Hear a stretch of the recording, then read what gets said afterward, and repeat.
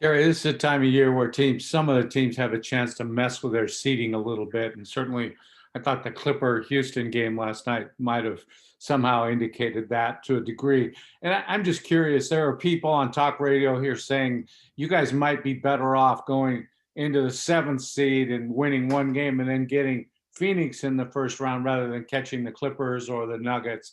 I'm just wondering how you feel about doing those kinds of things, especially this year with the play-in. My general feeling for years has been don't F with the game.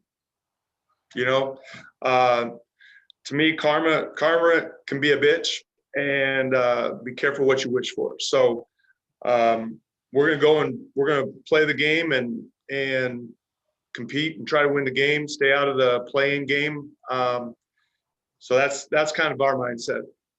Terry, just though to clarify something from a couple of years ago, that game with Sacramento, you guys played 6 players.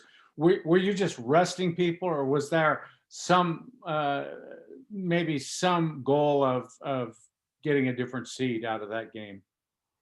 The truth was that it didn't matter one way or the other. You know, I'm glad we won. I think resting guys, you know, that was a grind. So it was more about resting guys, and whatever the result happened. But I do have to comment on Aaron Fentress actually showing that he's on a golf course right now. That's not only that, he's giving us a 360. He's giving us a 360 view of the golf course he's at. I was trying to hide it too. No. Am I next? Yeah, you're up, Aaron. Question Okay. from you, so you can get back to it. I knew you'd give me grief.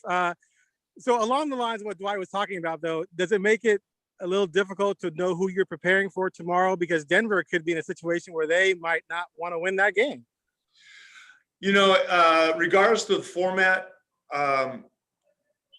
in years past, we've gone into the last game with the possibility of playing 3 or 4 teams. So that's not unusual. And honestly, if we finish 6th, we've got a whole week to prepare for the 3 seed. So, you know, obviously it's different if we fall to 7 and play either Memphis or Golden State. That's another story. But really, not knowing going into the last couple days is not unusual. All right, thanks. Yep. Christo Salta, Sport DNA. Hello, Coach. Hope you are doing well. The playing tournament looks like in Europe that we call it as Final Four. It's like a sudden death.